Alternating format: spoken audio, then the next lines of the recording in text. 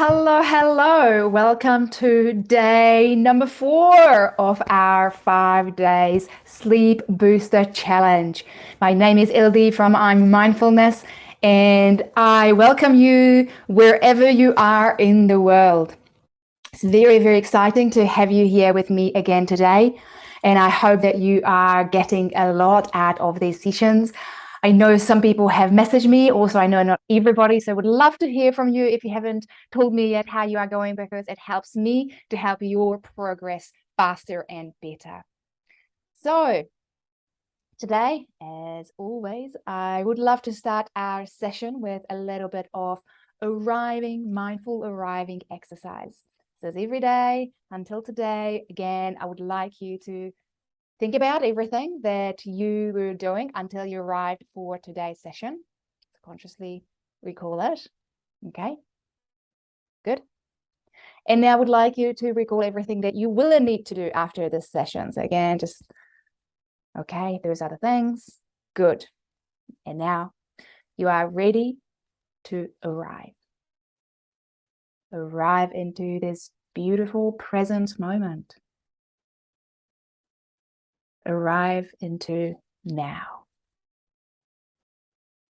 Because remember, there is no other moment ever exists for us other than this present moment. And right now, your present moment is right here with me. At this present moment, what's going on in the outside world doesn't exist, and it doesn't matter.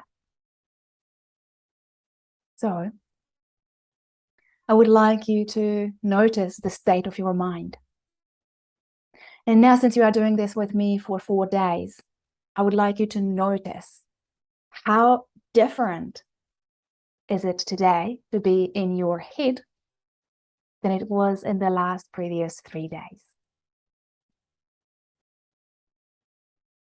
Yeah.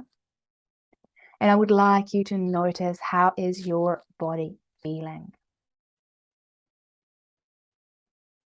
Just notice it as it is. That's right. So do a quick body scan from the top of the head, through the face, through the throat, shoulders, chest, stomach, hips, thighs, legs. That's right. Come back up on the back. Notice the calves, back of the thighs, your glutes, your lower back, your mid back, upper back, shoulders. That's it. Neck, back of the head. Good.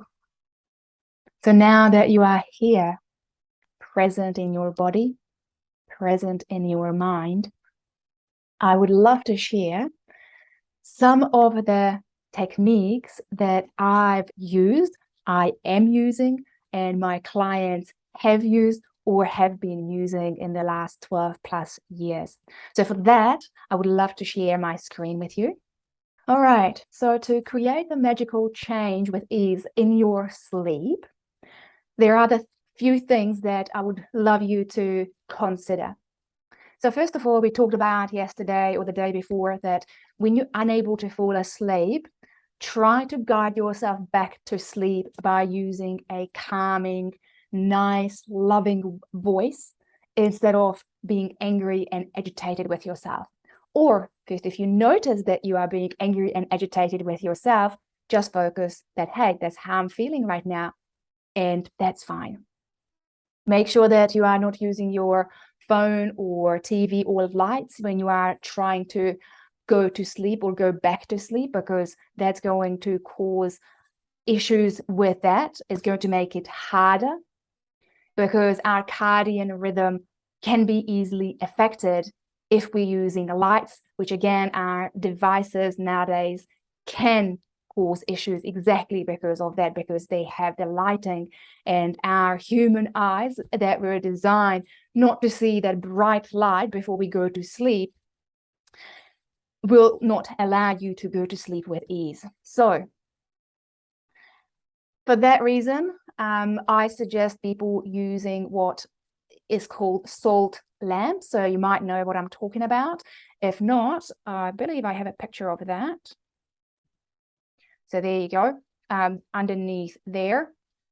That's what Salt Lamp is, and you can buy these very cheap, and I love using them from like say 8-9 o'clock at night before I go to sleep, because it has a lovely atmosphere, gives a lovely atmosphere to the room. They're very healthy. They're made out from Himalayan salt, so it will be a good addition to your home. The next thing I would recommend you to do to improve your sleep is to declutter your room, because again, it's really, really important that the space you are sleeping in is plain, is simple, because when it's cluttered, it's kind of representing a cluttered mind. So anything and everything that doesn't belong in your bedroom, remove it, take it somewhere else. If you don't need it, give it away, and enjoy really a decluttered space to help you to go to sleep with ease. That's right. Now, make sure that you actually have a routine. So you wake up and go to bed every day the same time. I put there at least 5 days a week, because I'll be honest with you personally, when Fridays and Saturday comes, I usually don't go to bed at the same time. I go to bed later because it's the weekend and I actually wake up later. But that still works really well for me regardless. Now, meditation and breath work, as you know, and as we practice for the last few days, also really wonderful tools to help you to fall asleep faster. Also, first 20-30 minutes after awakening and before falling asleep are the most crucial times to do meditation. And why do I say this? Is because that is the time when we sort of in this hypnotic state. So our mind is more perceptive to even suggestions. So it's a really, really great time to start our day and finish our day with meditation, with self-hypnosis, by listening to either mine or some other hypnotherapist or relaxation coaches recordings from YouTube. And as I mentioned, to use salt lamps, they are very great to use. Magnesium.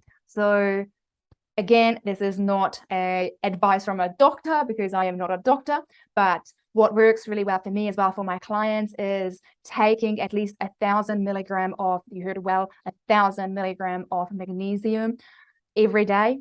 If you are stressed, it can be even up to 2,000. And obviously, the heavier we are, men are bigger than women, they need more. So yeah, consider that as well.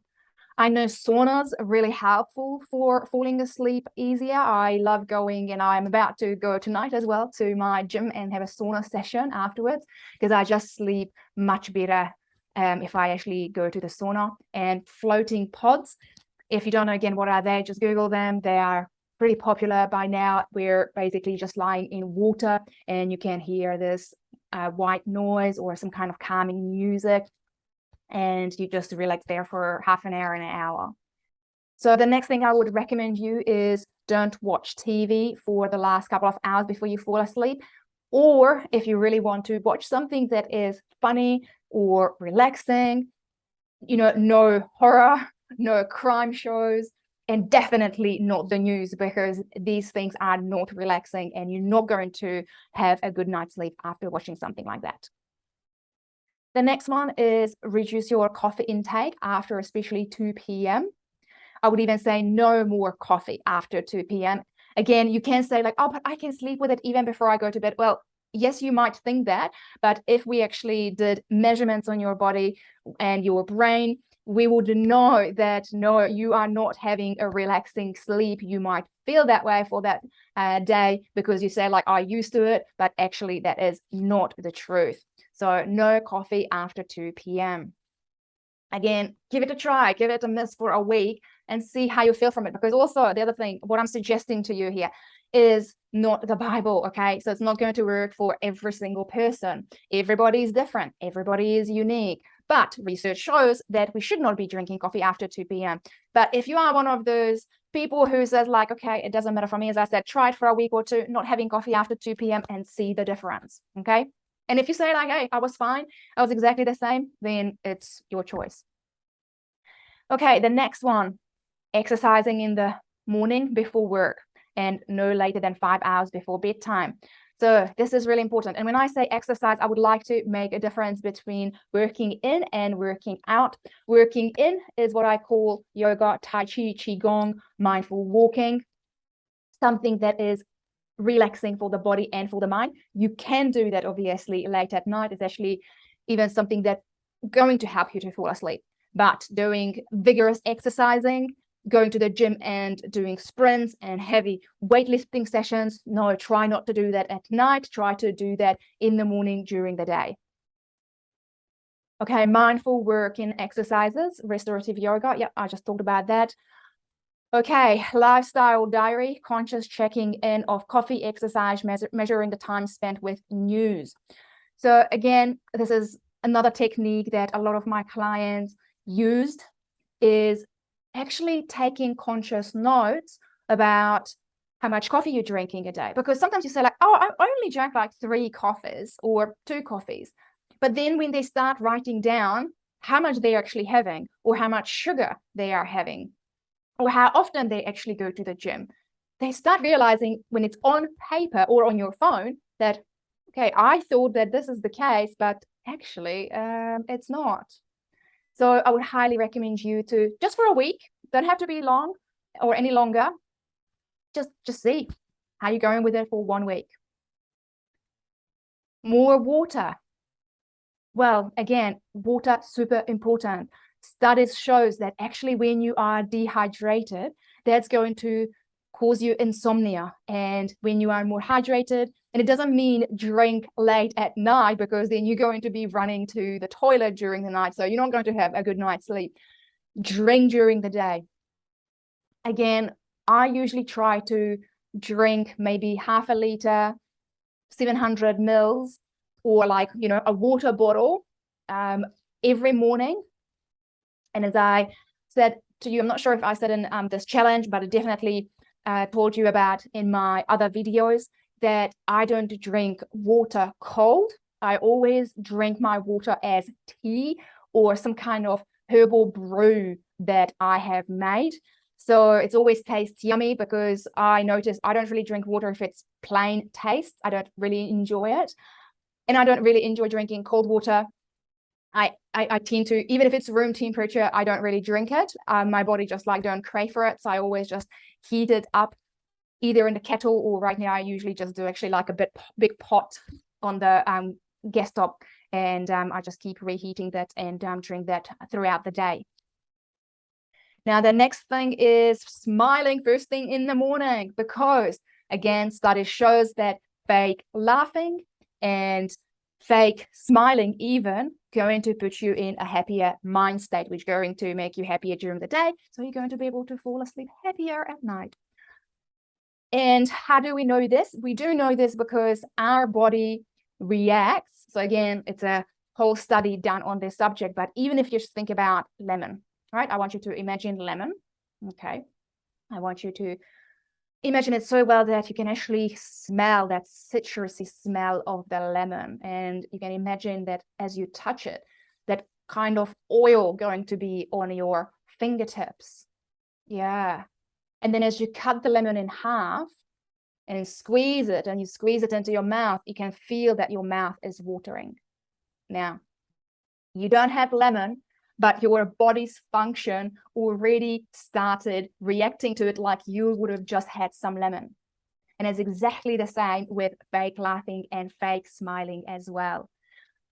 Because our mind cannot tell the difference if you are truly laughing or truly smiling because something happy or funny that has happened to you, or you're just faking it. It's going to react the same way and make you feel good anyway. And the last one, grounding and sunlight, 15 minutes a day. So what do I mean by this? Grounding is when you actually walk bare feet on the ground. And I really love doing it because I notice I just feel so much better. Like, even though it's winter here, I don't necessarily recommend you to do it if you worried you're going to get sick, because then you will get sick.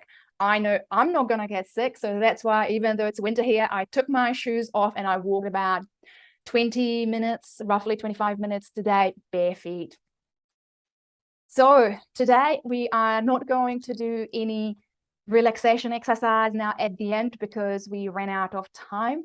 But I'm very glad that you were here with me today, and I'm really looking forward to having you again tomorrow. By the way, I'm going to run live classes online for free on Thursdays and Mondays, probably between 15 minutes to half an hour classes, where you would be able to come and practice mindfulness, where I take you through sort of like maybe a hypnotic, maybe some other relaxational type of session.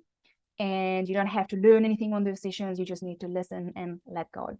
So if you're interested, let me know. And I'm looking forward to seeing you tomorrow.